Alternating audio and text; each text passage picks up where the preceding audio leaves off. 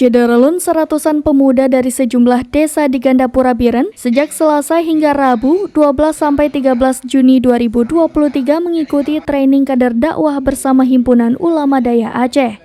Kegiatan TKD pada Selasa 12 Juni 2023 berlangsung di Desa Lok Mambang, Cot Tufah, Paloh Kaye Kunyit, Mon Kelayu, dan Desa Pulau Gisa.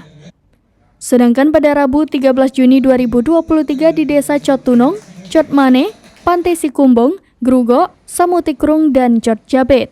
Kegiatan dengan tema membangun Gampong sebagai basis dakwah Ahlussunnah wal Jamaah itu bertujuan agar para pemuda tahu bagaimana caranya memposisikan diri serta belajar menjadi lebih peduli dan paham agama. Selain itu diharapkan lahirnya pemuda yang dapat membangun desa serta menjadi kader dakwah terbaik yang nanti terlibat aktif di tengah masyarakat.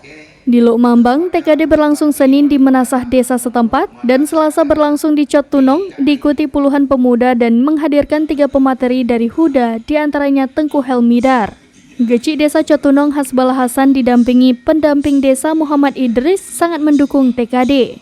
Dalam pelatihan, panitia juga menampilkan slide Walid Nu dalam hal bimbingan para pemuda. Dari Biren, Yusmandin Idris, serambinews.com.